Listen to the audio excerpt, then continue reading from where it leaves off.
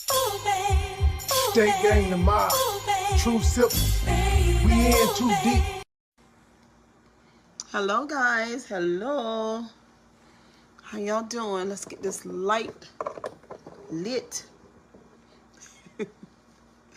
Hello guys, my name is Cheryl Grabowski and welcome to my live. It is Monday night at 9:50 p.m. and I want to talk to y'all about this church trauma situation. Church trauma is a real thing. So if this is your first time here, go ahead and follow me and certainly like the video. And most of all, here on Facebook, leave a comment. I'm going to take these glasses off because, hey, Daisy, leave a comment. Facebook is a little different than YouTube. But, I mean, I want y'all to interact the same way. Share the video, leave a comment. So church trauma is a real thing, okay? Church trauma is real. People, we've been talking about church hurt. I think people minimize it down to hurt. And trauma is hurt and pain, but it's more than that. It's a reoccurring, long-lasting feelings and emotions. And when you see certain type of church people, hear church things, be around a ham and organ, then you get triggered. Okay? So tonight I just want to talk about my church trauma. It's been an ongoing thing because I've been talking, I think 6 years ago, I went live and I started talking about the church because I was so pissed off. I just want to make it as plain as I can. I was so mad with church people. Nowadays, I would still say that I have church trauma, right? But you can see that I'm not mad like I used to be. But I was more than mad. I just hated it. Not only did I hate everything about it, but it was when someone mentioned it or when I saw certain church people, then my body would hurt. It was really deep. It is not something to be ignored. It's not something to be minimized. And it's not, people say, oh, well, you were in a relationship with this person and this person hurt you, but you still tolerate this person. And that's true. That's true. But it still doesn't negate the fact that people can really get hurt in church. I'm talking about not just hurt. Let me use some other words, like hurt, like wounded, scarred, bruised, traumatized, changed in a negative, super negative way. I want to say 20 years ago, I left the church. Now, there are lots of people who have done the same thing as me. They don't go to the church no more. They're not going back. My mom was like that. So was my grandfather. What's up, Tammy? My grandfather was the same way. He got in this tiff with this preacher who he loved, and they worked really close together. And he found out that the pastor was beating his wife. And this is the thing, if I could slow it down for a minute, this is the thing. For some people like me, and maybe my grandfather and my mother, when you love church and when you expect people to be who they say they are, and then you find out that they are not that, it does something to you. It changes you. And I don't know, I really don't know how to communicate this in the way that it needs to be communicated, but I'm going to try. Okay? Because People say, get out your feelings, for example. But your feelings is all that you got. The feelings is what make you human. Do you see what I'm saying? People tell you to get out your feelings about church, right? For instance, I'm going to give y'all an example.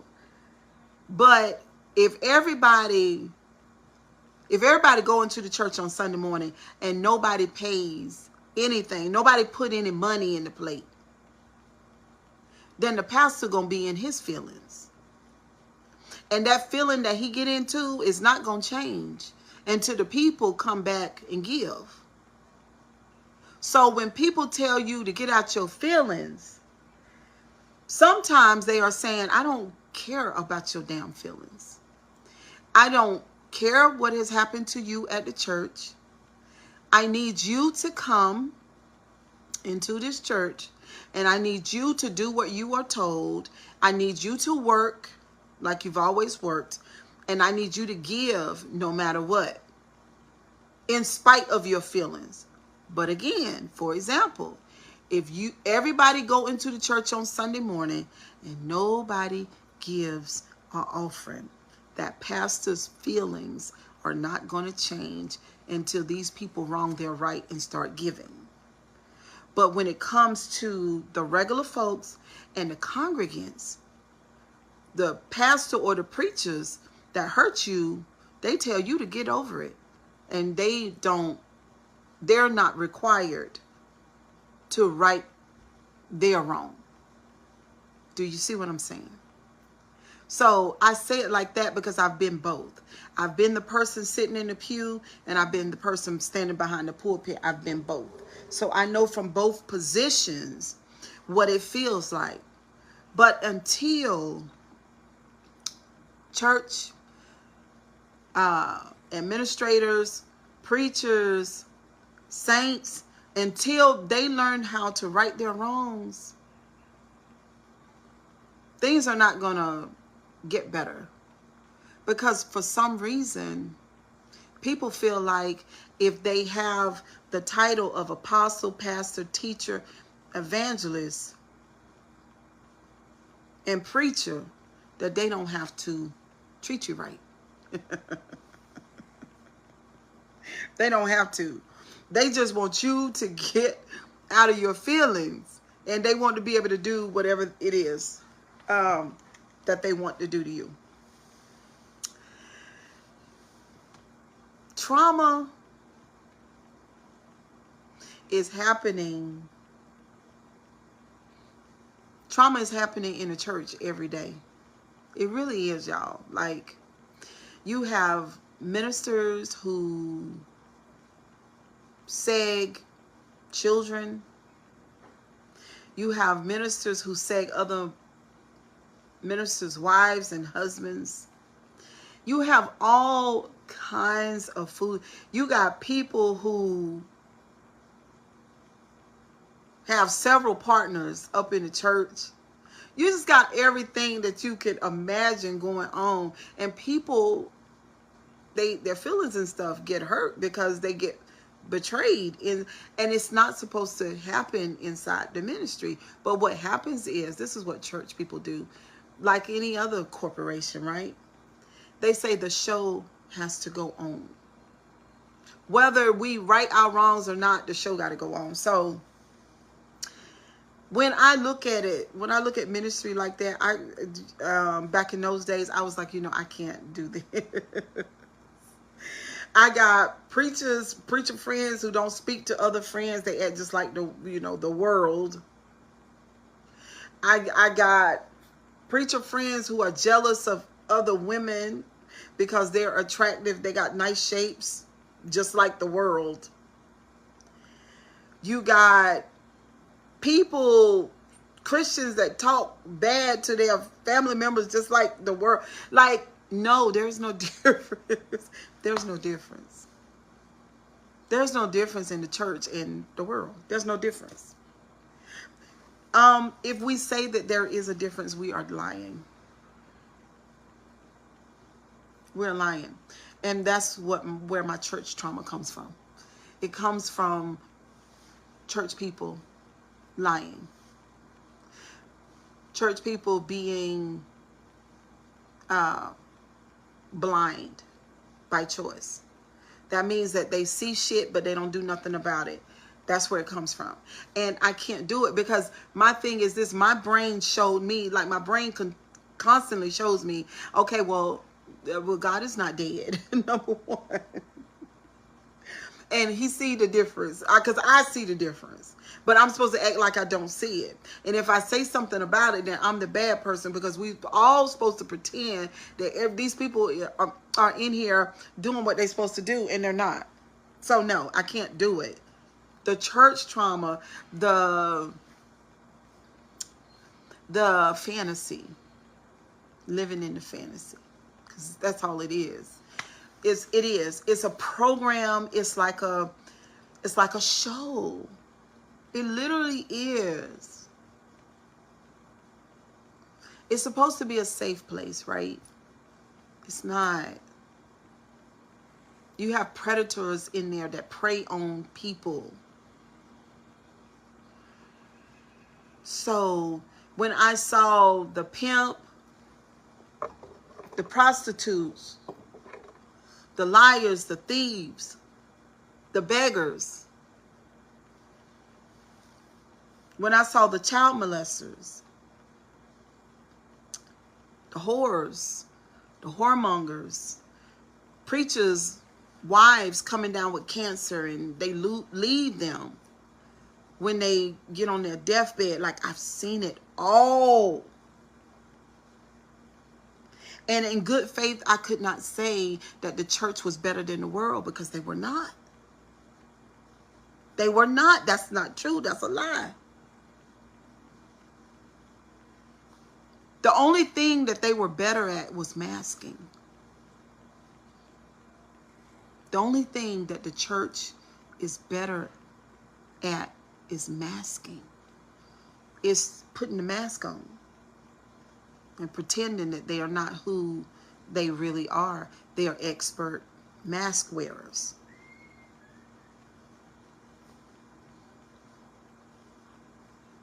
You got same gender loving people who've married opposite sex, but they knew that they were same gender loving. I saw a lot of that. I saw women preachers pimping. They act like men in life and in the pulpit. They were obviously gay, but they were with the opposite sex. I saw that. They bragged about being in a monogamous relationship, but the thing is, the reason why they were monogamous is because they wasn't going to cheat on their spouses, because they really didn't want another. They didn't want another man. They really wanted the same gender, a woman. It's the masking for me. It's the masking for me. So I, as a Christian back in those days, in good faith, I couldn't continue to represent the saved, because there's no such a thing. There was no such a thing. I'm a truth teller. I tell the truth. I see behind the veil. Okay? Now, I look at myself as a truth teller. Now, God knows more than me, because I'm limited, right? If what I see, if I can see what I see, and God see more than me, then that's a problem. Okay? It's just a problem. I am not going to continue to go into a building and rehearse God. I'm not doing it, because it doesn't make sense. It doesn't make sense. The only thing that makes sense is a business and you make money. You got people who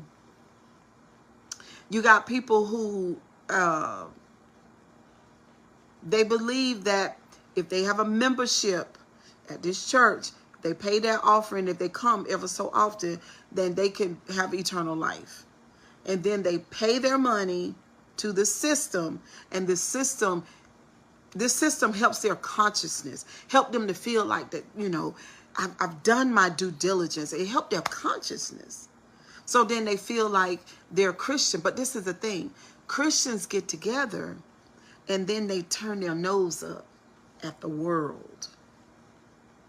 But a lot of times they have the most immoral shit going on in their lives. A lot more immoral than the world. And when I saw that, I just couldn't do it. It was just too much of it. It was same gender loving people that didn't realize that they were gay as shit. They were gay, but they were with the opposite sex and they were fronting and stunting. It's a farce. It's a lie. It's not real. The fantasy. Okay, that's one thing.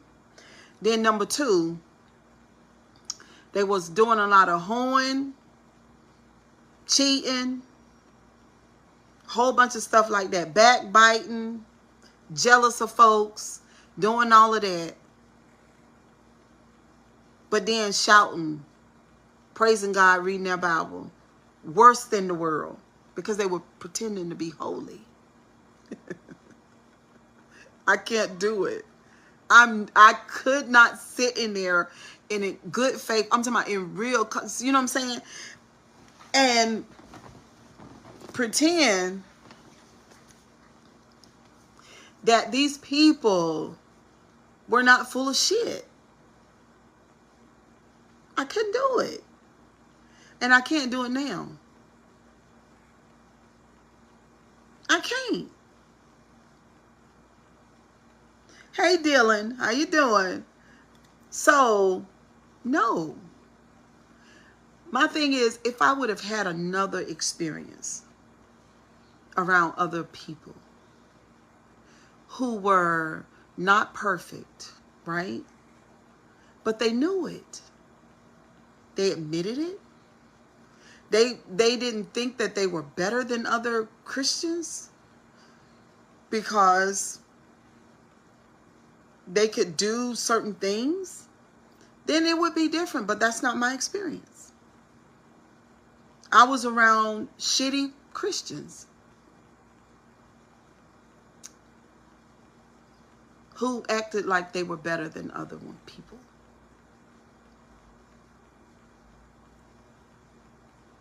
That's my experience, y'all. That's what I was around. That's what I saw. That's what I heard. That's what I paid attention to. You know, all the mental illnesses and the weirdness, you know, the way what they talk, the way that they dress, like these people are in a time capsule. Like, what? They were scared of life. So much trauma. I've asked myself a question. You know, of course, I've asked God, source, whatever y'all want to say. Ask God a question like, why did you have me to experience this? Because knowing myself a lot better now than I did 20 years ago, and even when I look back in my household that I grew up in, I've always been a truth teller. I've always been able to see behind the veil. I've always had strong intuition. Always. I could always see through the facade. I could see it. Now, there was one thing about me that would kind of alter my ability to see. Is when I fell in love with you. When I was in love, there would be a certain type of blindness that would come on over my eyes, and I wouldn't see necessarily the bad in you. But for everybody else, I could see it. And so being a intuitive, spiritual, gifted female Scorpio in a church where people were pretending, I just took notes, mental notes, all the time. All the time. And I often say to people, I said, people say they love the truth. That is the furthest thing from the truth. No, you don't. Most people could not really stand the truth spoken to them. I'm not talking about scriptures. I'm talking about truth. I'm talking about reality. You know, most people can't.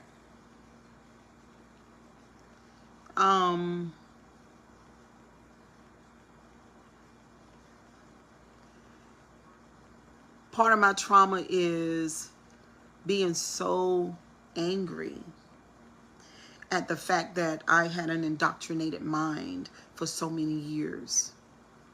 That my mind was full of Bible scriptures, and those scriptures dim my light so low that I couldn't connect to myself on a much deeper level. And I was madder than hell. Some days I'm still madder than hell about that. Where I let other people define who I was. I leaned on them to tell me about myself. Oh my God. I put more stock in what they thought about me than what I thought about my own self. I was madder than hell at my own self for that. Oh, so I call the man or woman of God, and then they tell me what God has said to me about me. When they don't even know what God has said to them. When they're afraid of the dark, literally.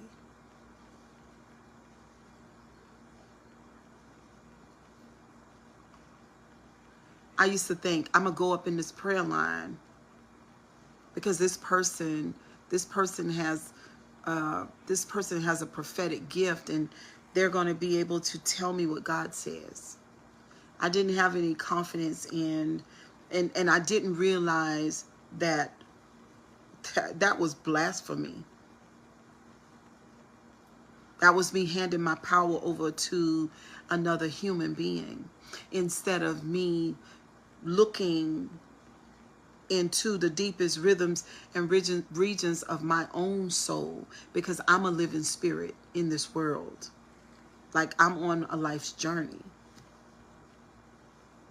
I was madder than hell with myself. I was madder than hell for listening to indoctrinated narcissists. People who had no empathy.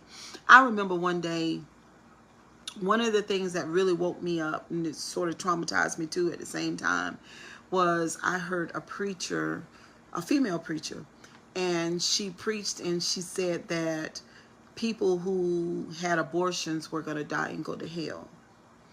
And I was like, when I first heard it, I was like, something's wrong with that. Something's wrong with that thinking, because people have abortions for different reasons. You see what I'm saying? People have abortions for medical reasons. Sometimes women are assaulted and they don't want to have the baby. Just all kinds of different reasons. But this female preacher said, I never forget it. I'll never forget it. That those people, and this woman I really respected. She said that if you had an abortion, that you were going to hell. So I was a young Christian at the time, and I was like, and I had an abortion. I did. I was a teenager, and you know what I'm saying? And I was like, oh my God, no. The scariest thing in the world to me at that time was, like, I'm a teenager. Like, I got my whole life ahead of me. Like, I want to go to school, finish school. Like, you know, I want to do hair, like, you know, I want my own place. It's scary. I don't want to have a baby and I don't want to tell my mother that I'm pregnant. I don't want this. So those were all the things that I was thinking at the time. And I was 15, almost 16.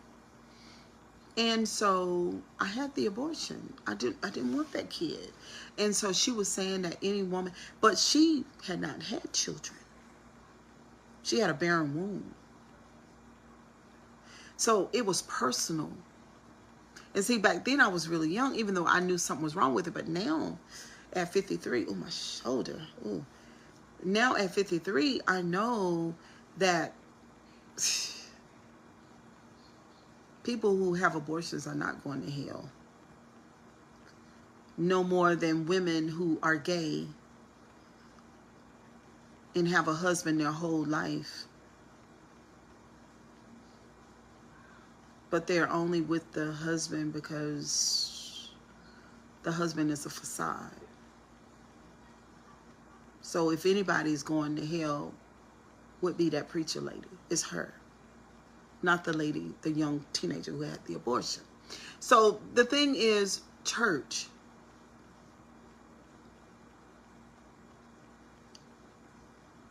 most of it is a fantasy. It's not real.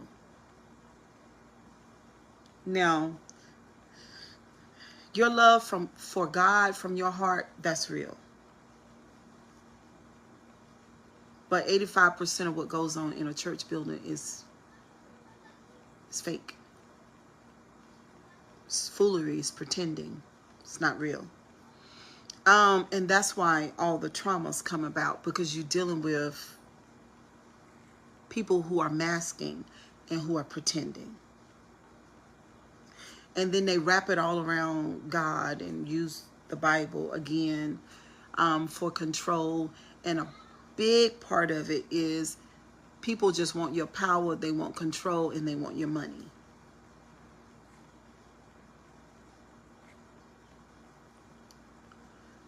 And you can stay in that system for 40 years, and when you look up, you're old. You've not lived life. You've never been in love, really. You've not experienced much of anything. You've just given your life over to a narcissist for them to tell you what to do with your life. Now you're older, now you're sick.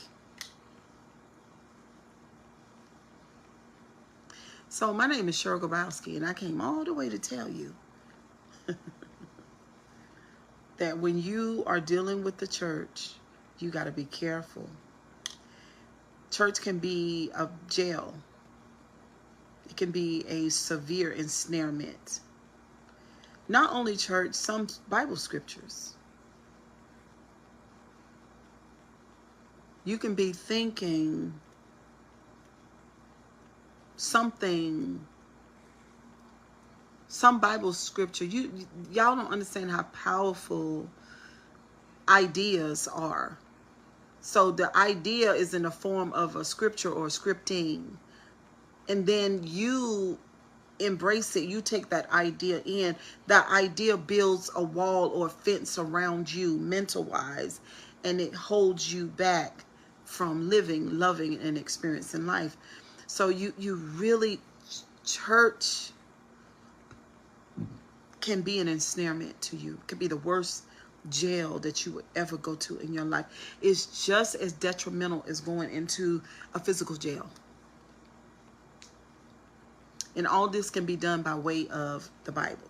Now, my daughter was telling me the other day that there's this preacher man who unalived his wife. And he was right back in the pulpit right after he did it. So I told my daughter, I said, what? She said, yeah. Listen, the church is full of mental illness.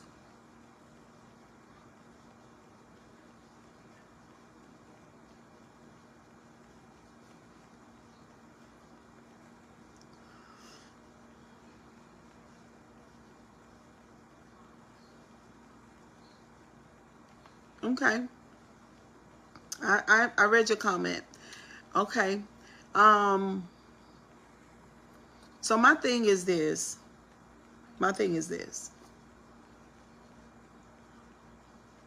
You have to be careful when you go into the churches. And I'm going to tell you why. There's only one reason why. People with NPD, narcissistic personality disorder, will indoctrinate you. Not just the ones that are at the church. The narcissist will indoctrinate you outside of church. If the narcissist is your lover or your best friend, they have certain type of philosophies and they'll indoctrinate you. So you just have to be careful. The mind is very important. And people have the power of persuasion, and they'll take the Bible. This is the thing. This is how you'll know. You got to be careful, because if they want all your time,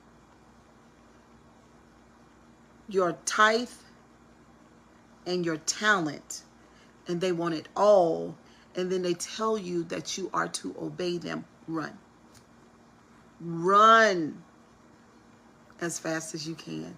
Do not be a part of that church. Go find you another one.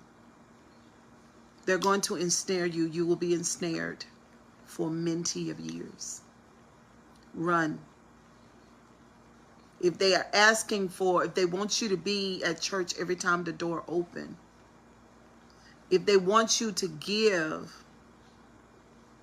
every time they ask, and if they want you to use all of your talents and all of that stuff at their ministry, if they want you to serve inside their church day and night, no matter what, run. Run. Their job is to serve you. They are servants. Now you give, right? Because that's only right. But if you got a bill due, you pay your bill. You don't give your tithe when the energy company is about to turn your lights off. You don't give your tithe when your water bill about to be turned off. You don't give your tithe when you got a car payment due or insurance. You find you another job, and then when you get that extra money, then you give it. You don't give your tithe off the top. You don't do that. But a person with NPD will allow you to do that. They will take your money and let you go hungry. They'll take your money and let your car be repossessed. They'll do that because they don't care. They don't care. I'm telling you, if they want too much from you, run. Do not be a part of that ministry. Run, run, run, run. If they talk to you like you are a child and you're grown, run. If they disrespect you in front of others, run. If they tell you that they are your spiritual parent, run. Run as fast as you can. Don't have anything to do with it.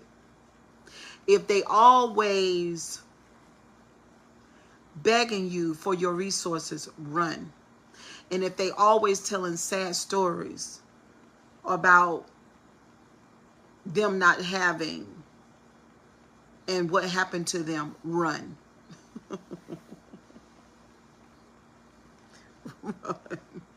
Run. Don't be a part of it. I'm telling you, don't do it. Now, some of us do it because we don't have good family relationships, and we all are social beings. Like, we like to connect, but take your time and find the right circle and the right group of people. Don't be desperate. Don't be desperate. When they tell you that they love you and they don't know you, run, because it's not true. They're telling you that because that's what they're supposed to say. Run. Or else you're going to be like me dealing with the church traumas. I don't want you to do that. I don't want you to do that. So they tell us, oh, you're getting old. You need to do what you need to give your life to God, and you need to do what's right. Well, how does that work out? Oh, well, you need to go to the church, and you need to join the church and get on the usher board and become a minister. Oh, really? So that is everybody's, that's the end game. You get old, you find you a church, you go in there, work, and then you die. Oh my God, these people are insane. No, don't do that. Don't feel like it's okay. So when I did the other live, I talked about the fear of death. Let's go ahead and handle this. Listen, listen, Linda, listen. Everybody gonna die. Your preacher gonna die too. Hey, Shelley, your preacher gonna, everybody. We're on a life lease.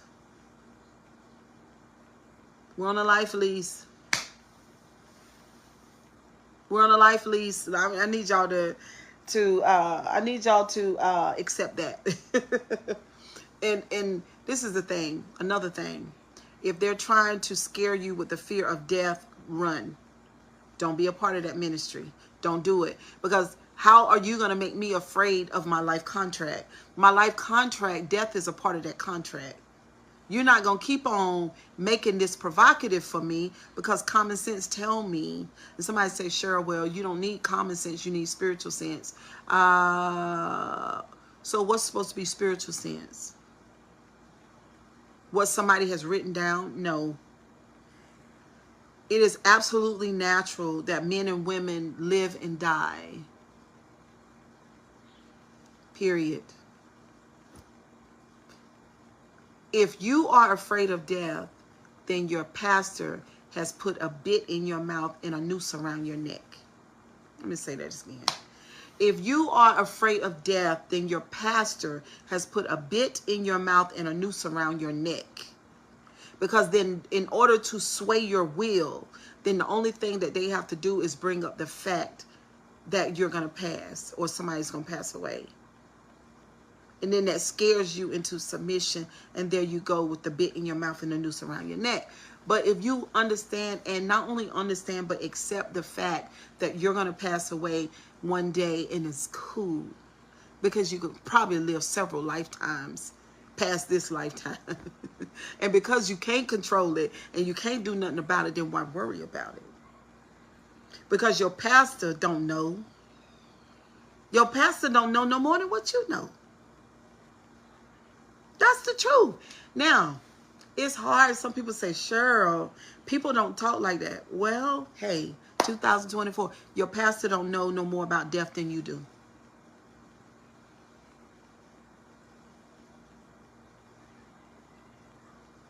Your pastor got to take the same journey as you one day. The pastor ain't in no better standing than you. Because you don't know what the pastor do when you're not watching. We're not doing that. We give our power away until we are raggedy and weak and can't do nothing. We give our power away to people because people tell us, give me your power. Give it to me. Submit to me. Listen to me and do what I say. No. The answer to that is no. Not going to give my power to you. Church trauma. These are all the things that I learned the hard way. Well, now, when it comes to church people appearing to be super spiritual, and oh my God, they can lay hands on the sick and the sick recover, but they sick and can't be healed. Oh, they can cast out devils, but they got a spirit of perversion. Bunch of foolery. Oh, they can cast this spirit out, but they scared of everything. Why don't you deal with your spirit of fear? You trying to cast out my spirit of, say, a spirit of lust. But you have a spirit of fear. What's the difference? You can't cast anything out of me. You need to deal with you. Now, if I say that to you, then you're going to feel some type of way. Now you wants to argue at me, call me a heathen, and say that I'm not a child of God because I just mirrored you. Because you want to pluck on me. There's no place for me in ministry.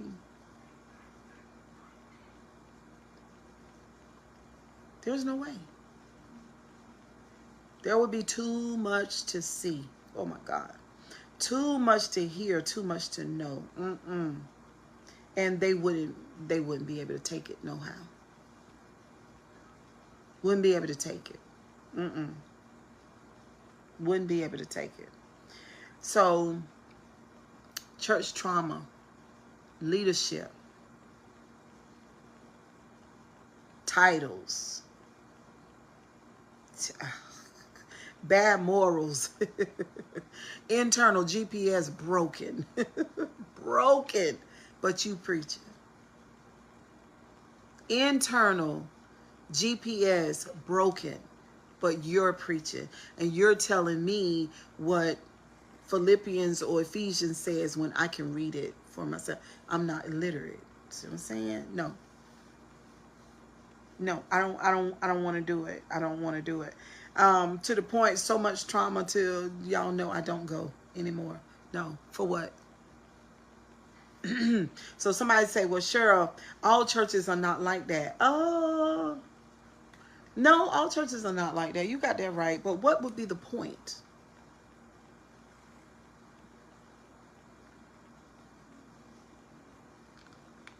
What would be the point to it? I don't believe that other people hold the key to other people's relationships with God. I don't believe that. I don't believe that God has told you nothing to tell me. I don't believe that either. I don't believe that. I don't believe that the scriptures in the Bible are necessarily the instructions to man. I believe that men, maybe even women, wrote about what they think about God. But there's no difference in you and everybody that you know and what they think about God. They just didn't write it. There's no difference in that to me. So to listen to somebody preach about what they think about that book, that's boring. I'm not doing that.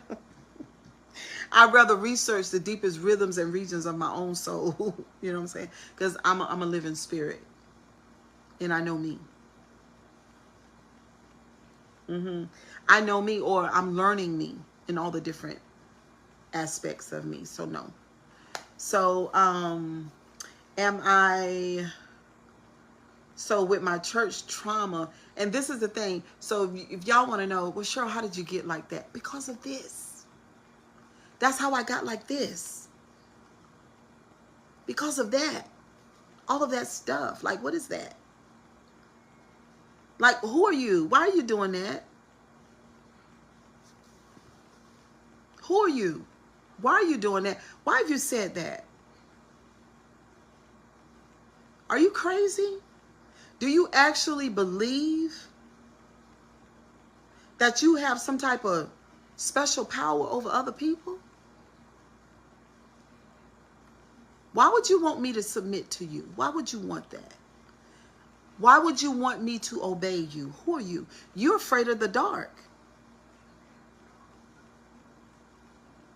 You can't get in your car and drive to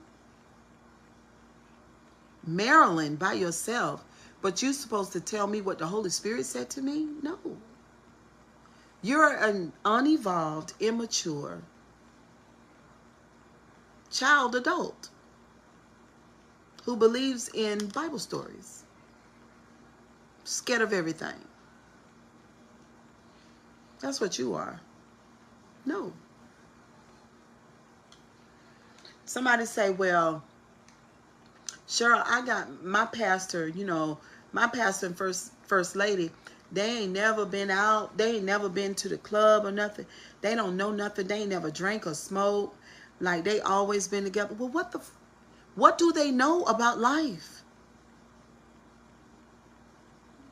You should be ashamed to call them your pastors. They don't know anything about life. What do they know? The only way that you grow in life is through your experiences, and especially your mistakes. You grow from the dark places and the shittiness. That's what makes you expand and grow.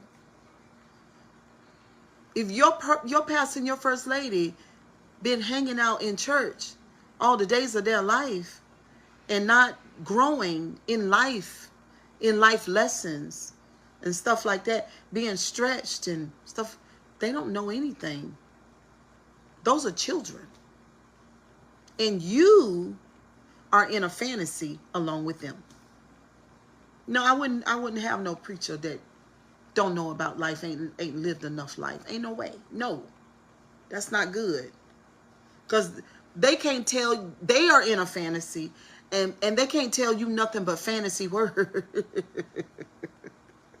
That's all they know is the fantasy. They can't tell you how to overcome. They don't know how to overcome because they ain't overcome shit. Excuse my language, but it's the truth. They ain't overcome nothing.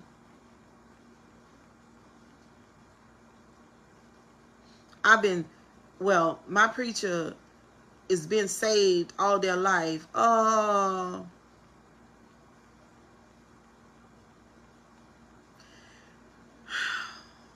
It's frustrating and very annoying, and that's why I have church trauma when I look at the things that I see. I was going to a church one time, and I always looked at the pastor from midway, the congregation, the middle aisle. And so from a distance, I'm not close to him, so I can't see him real good. You know what I mean? So I joined the choir, and it was not the choir because they didn't have a choir, but the praise team. I joined the praise team. And it was about 12 of us. And we were on stage. This ministry had like a stage. And they had like a stage with the lights, and it was dark in the sanctuary. They had the caged in drummer where they got the controlled sound with it's like a theater. And so I had to rehearse to be in his choir because they weren't playing. Everybody, all of the big people in the choir had music degrees and everything. They weren't playing with you. So you had to sing on key and all that. So I made it into the choir. And so we were there one night, 12 of us, sopranos, altos, and the bass singers, and the musicians, and his wife was on the piano. So he normally is not with us because he's not a singer, but he comes up around the side and then comes on stage. So he's there on stage, and I'm here, and he walks, really, really close to me. And that's when I saw him trembling. I'm talking about trembling, like he was like shaking in his boots. And I was like, now why is this preacher man trembling like this here? He was greeting some people in the choir. So it looked like to me that even though he was a minister, he had some type of social anxiety. And this is my thing. Why do you have social anxiety? I'm saying, you're a pastor. Why are you trembling? Now, when I met my coach and we did the tapping and the stuff like that,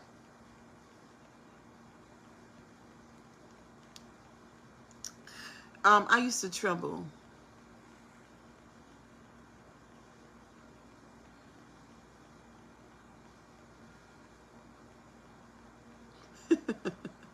Latanya, I used to tremble. I was nervous. I had trauma and anxiety. But when I went into, did the hypnosis and visited my childhood memories with the tapping and the EFT, then the tremble stopped. No more trembling. So when I talked earlier today, I talked about this before. Church people, mental health problems, and they need therapy. They need therapy. There again, you got a pastor who's preaching to you, but he's sick. You've got a pastor who's preaching to you about same gender loving. They're pretending to be heterosexual, but they're gay. They're masking. You got pastors who are preaching to their congregation, who preach really good sermons. Everybody know them for preaching short, quick, impactful sermons, but they're whores. They're having sex with their administrators inside the office during business hours of the church.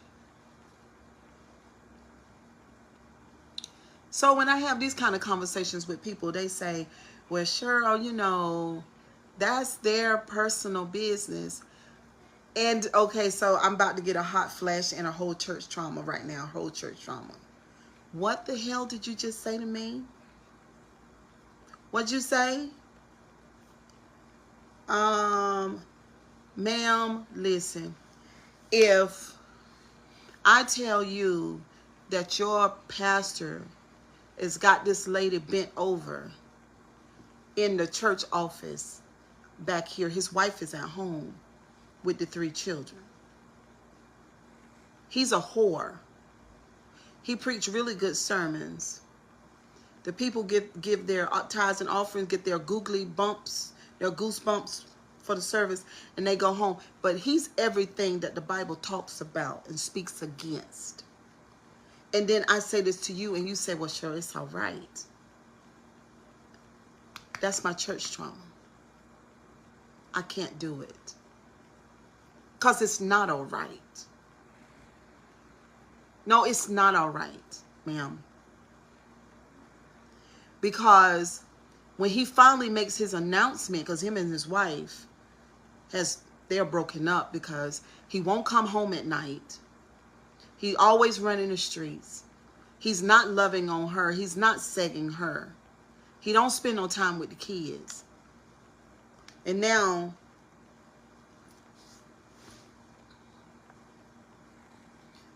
you can't tell me nothing about those church folk. I love when they ask me, when am I coming to church?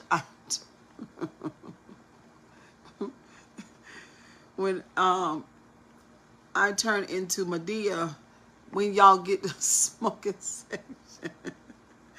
Listen. Okay, so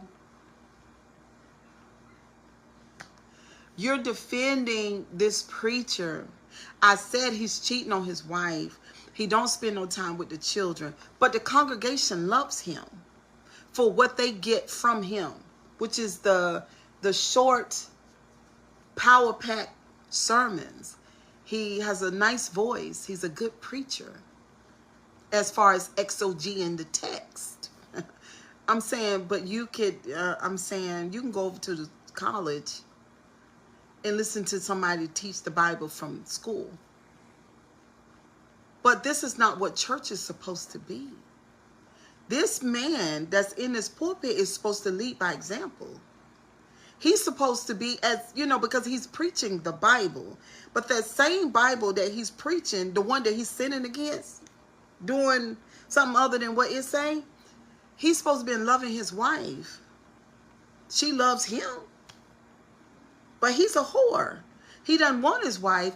And so then now the congregation say, well, it's okay, he's human. Because we like him preaching to us. We don't care that the wife is hurt. We don't care that the children are going to be damaged. We don't give a damn. We like him. We don't have to live with him. He preaches to us. He relieves our conscience. When we leave the church, we feel like better Christians. But when I'm saying that he's not a Christian, and when I'm saying that y'all are not holding him accountable, and I'm saying I got trauma behind this shit, because y'all are supposed to be Christian. You're supposed to do what's right. You're supposed to be the place of morals, values, ethics, and you're supposed to love what's right, but you don't. You don't.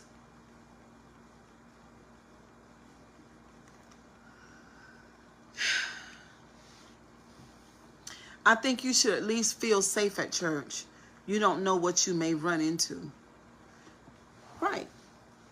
You can't feel safe in church. How the hell you gonna feel safe in church? And then people get on me when I say, okay, well, you know, at the end of the day, the only way I can defend it is I just got to say it's a business. Let's not say it's a place of morals and values. Let's not say that, because obviously it has not. I have church every Sunday from my bed, and they still get tithes from my residents without the drama. Tanya, you crazy. Period. Let's call it a business. Let's say what it really is. Now, it's a triangle. It's a triangle. Cheryl, why you call it a triangle? Because the pastor the one that getting all the money.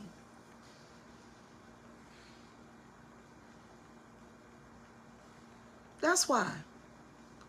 Now it is not like a regular corporation, because at the Piggly Wiggly, everybody that work in there get paid. But at the church, it ain't set up like that. It's a triangle. The preacher getting paid, maybe two other people get a little money here and there. Maybe you got the administrator and the drummer. They make some change, and the person that clean it up. But all the people that's doing all the work, like the auxiliaries and stuff, they're not getting no money. Unless the church got a school and they're on staff. And nowadays, they done closed down all them schools. I don't know, something happened with them 501(c)(3)s. I don't know what happened, but they done closed them schools down. So they're not getting the money. The people are working, the slaves are working for the master. The triangle.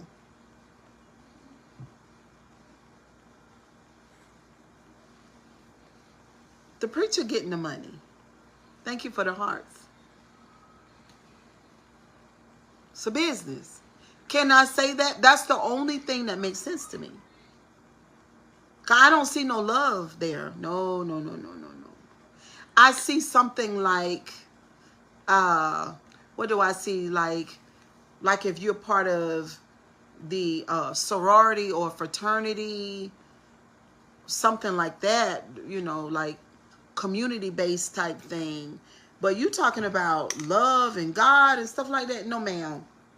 No, ma'am. I bet if I run into a hardship where I can pay something, that's where I'm going. Thank God it's never happened, but what did you say? I'm going, never happened.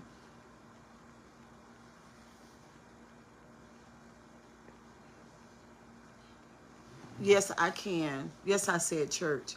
Now church ain't gonna pay your bills. You know that, Latanya. That triangle is not going to allow it. Now let's look at that. Let's talk about that for a minute. Let's talk about that, Latanya. Where I can't pay. Okay. Let's talk about that.